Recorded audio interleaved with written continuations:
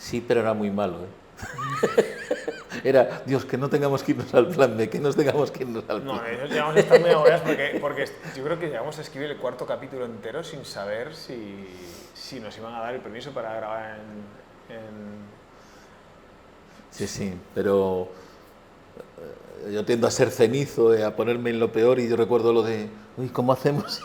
No, teníamos Y, así, habíamos y hablado... empezábamos a pensar, pero era lo de que no tengamos que no haya que ejecutar plan B, por Dios. Y afortunadamente al final No, sobre todo porque si lo hubiese sabido al principio, pues ya... Pero claro, ya estábamos ya tan enamorados de lo que teníamos que era como, joder, como no nos dejen rodar aquí dentro. La verdad es que solo se podía grabar dentro, porque el grado de detalle del espacio es tan único, el espacio y tan único la lógica de cómo se relacionan ahí, que si no, no hubiésemos podido hacerlo. Nos servía de fuente de procrastinación, porque en vez de escribir dedicábamos un tiempo a quejarnos de cómo no salga. Que es esencial, Es esencial. tener maneras de perder el Es que tiempo. no sé si escribí esta escena, porque igual luego no se puede rodar, entonces nos dio una excusa para procrastinar un poco, ¿no? Sí, pero yo tengo la impresión de que fue la vez que más decir, uy, dependemos de esa decisión. Sí, fue un poco. Hubo un momento de un cierto agobio y una gran alegría cuando fue lo de adelante y podemos. Por suerte Fos que era muy optimista y decía, lo vamos a conseguir. Y nosotros éramos los dos muy pesimistas diciendo, es que no. Y al final tenía razón, A ver, facilidades yo creo que dieron las máximas. ¿Qué ocurre? Es el Arsenal. Es un lugar que está acostumbrado a ser completamente cerrado al exterior y con unas normas de conducta muy rígidas. Y entonces, bueno, y eso forma parte de la gracia del sitio y forma parte de lo que a nosotros nos interesaba y lo que hacía muy malo cualquier plan B, porque dices, jerarquías hay en todas partes, pero tan establecidas, tal, no lo están. Entonces, a partir de ahí nos abrieron las puertas absolutamente. Absolutamente. Yo no sé cuánta gente entraba de equipo, pero eran, pues, yo qué sé, 80 personas por allí circulando, cuando lo habitual es que, bueno, hay algunas visitas guiadas al Arsenal, ¿no? Pero no hay tantas. Y hay, bueno, lo comentábamos, mucha gente, incluso el propio Ferrol, no había entrado nunca allí, nunca.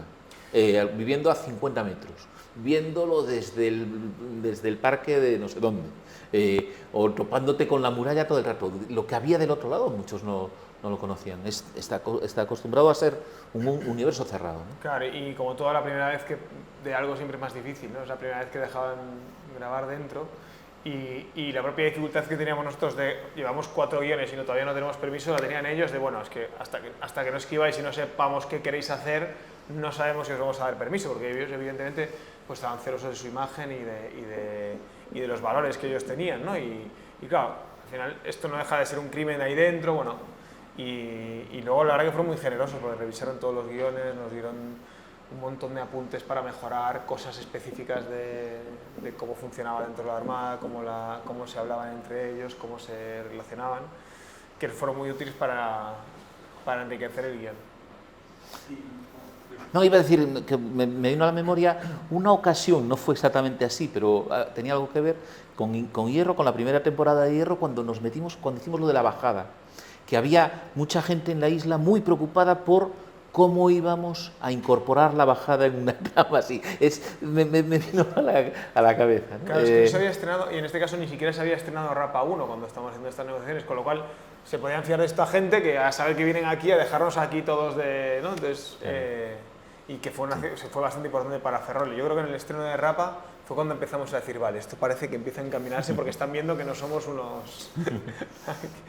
Había una cosa que a nosotros, lo que decíamos de los guiños, hay una cosa que a nosotros como espectadores también nos gusta mucho, lo de que están haciendo un guiño a alguien como del club, ¿no? Y decir, y la cosa continúa y tal. Que es un plus, ¿no? No te va a dejar fuera si no lo entiendes, pero si estás dentro es como un guiño, ¿no? Claro, pero sí que había la idea de, vale, que pudiese tener un funcionamiento autónomo, es decir, tú obviamente ves la 2 y la entiendes, son otros pero casos.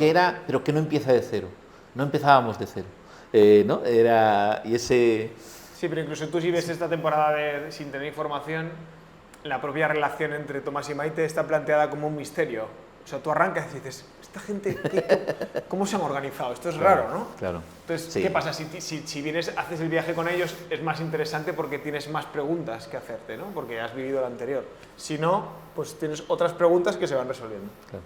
La primera y la segunda y la tercera temporada las planteamos las tres como autoconclusivas, pero hay una corriente, que es hay una corriente vital de estos dos personajes, que ahí hay una continuidad absoluta entre ellas, y es y que es lo que nos mueve a hacerlas, ¿sabes? Lo de decir, sigamos a estos personajes, la lógica de estos personajes, la vida de estos personajes. La trama es, ¿no? La trama la puedes entender de cero, pero los personajes, claro, haces un viaje con ellos que es muy guay hacerlo desde el principio hasta el final. Y hay todo cada temporada tiene un tramo que estamos en esta temporada, pues tenemos muy claro que Maite tiene un viaje de aceptar la nueva situación, de decir, vale, ¿dónde me he metido? Esto es una enfermedad muy complicada, realmente quiero estar aquí. O sea, hay todo un tema de que si no ves lo anterior no entiendes de dónde nace esto, ¿no? Que puedes seguir la trama, pero los personajes tienen un valor.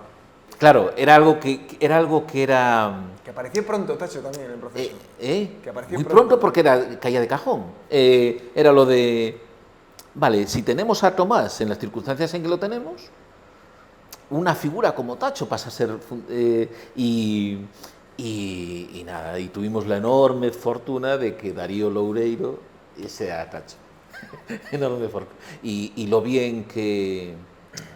No recuerdo viendo eso, los brutos de grabación, ver las primeras, estabas como pendiente de, vale, ¿y esa pareja funciona o no funciona? Porque hay cosas que no, bueno, es lo que le llaman la química y tal.